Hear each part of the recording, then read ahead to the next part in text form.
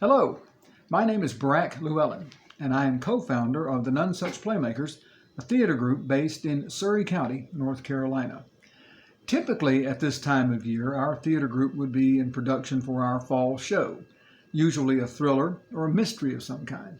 But these unusual times we're living in has put most of theater on an extended intermission, including us. Also, this time of year, my wife Angela and I, the other co founder of the group, would be doing lots of Halloween storytelling in various places, and we're missing some of that as well.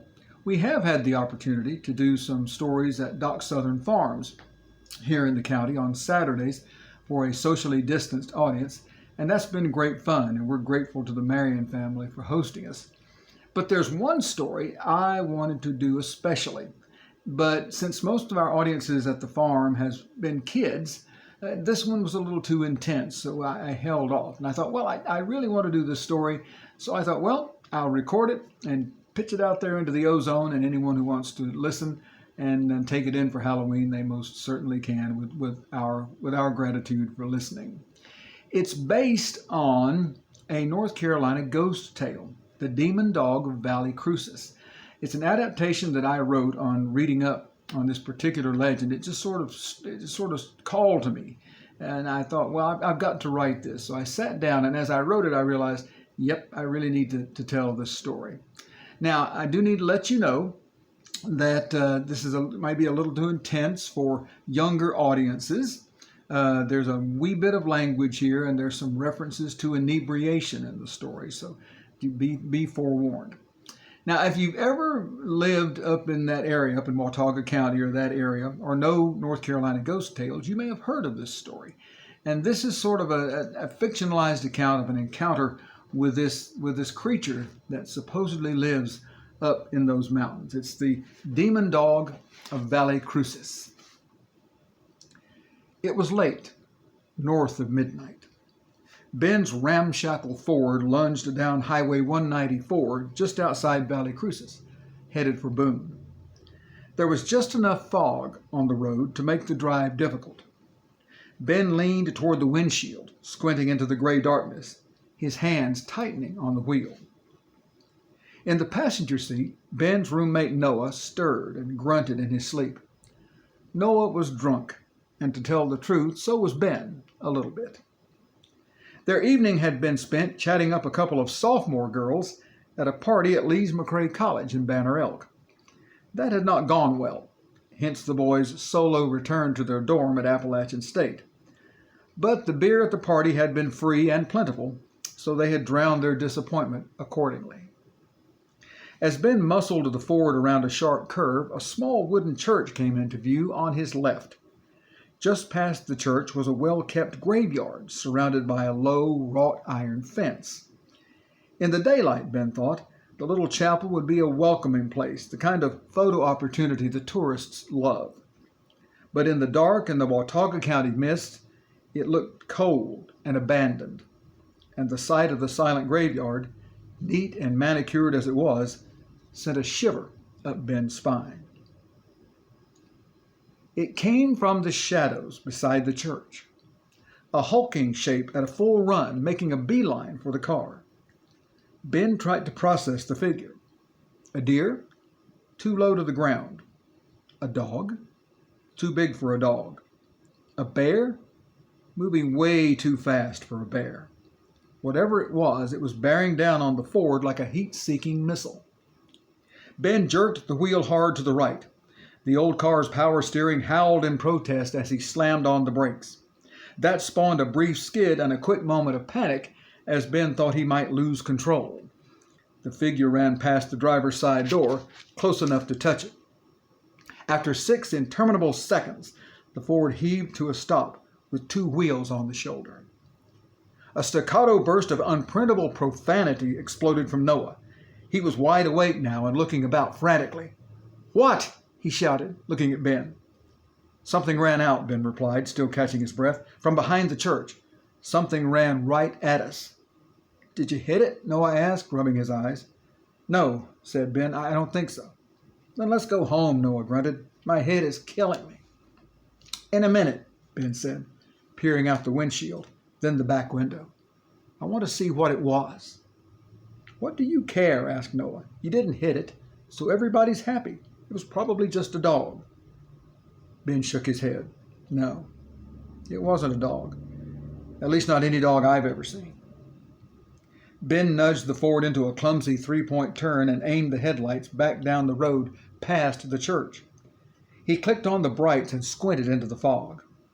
Noah looked too, focusing his eyes as best he could through his inebriated haze. "I don't see anything," Noah said. "Whatever it is long gone." He yawned. "And we should be too. Let's go." Ben hesitated, ignoring his roommate's plea. He continued to stare up the road as if his gaze could somehow dissipate the mist. A long 5 seconds passed, the silence broken only by the rumble of the car's engine and the rasp of Ben's breathing. Suddenly, Ben pointed. "There!" He choked out the word. Noah was silent. They both saw it. Half a football field ahead of them, a pair of glowing eyes suspended in the fog about 3 feet off the road. These were not eyes reflecting the car's headlights. They glowed, bright red, as if lit by some internal fire. "What the hell?" Noah whispered. The eyes moved, lighting the way for the beast as it lunged into the fog toward the Ford. As the form approached at impossible speed, a terrified Ben saw that it was, in fact, a dog.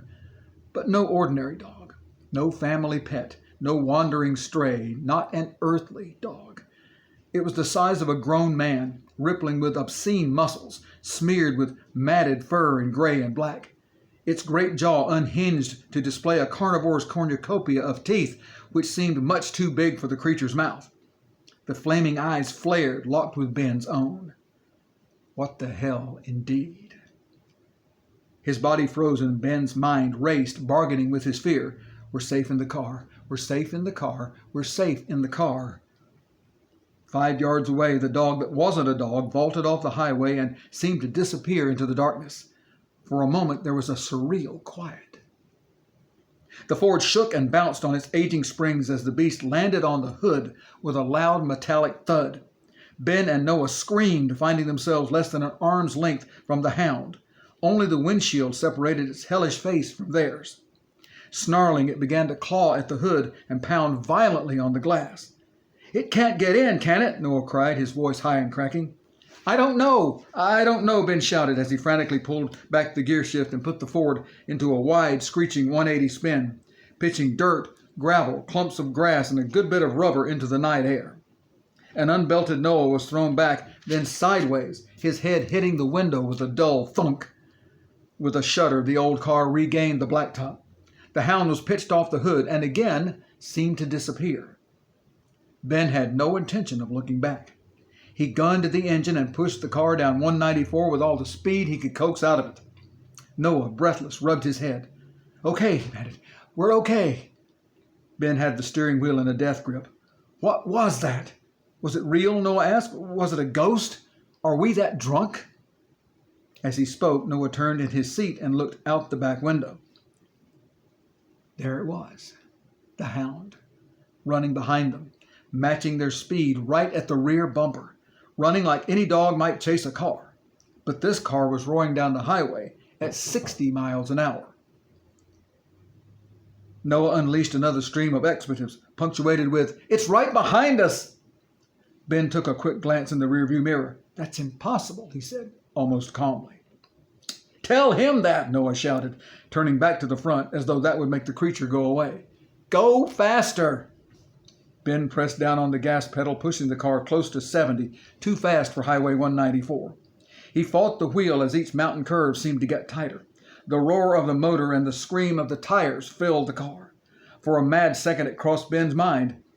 When they found his body, would his death be listed as a traffic fatality or attacked by a demon dog that doesn't exist?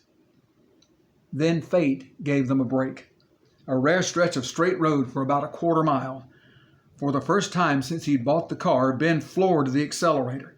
The Ford seemed surprised, but slowly rose to the occasion. 75, 80, 85. Just as they were running out of straight road, Noah looked behind them. The road was empty. It's gone, he told Ben.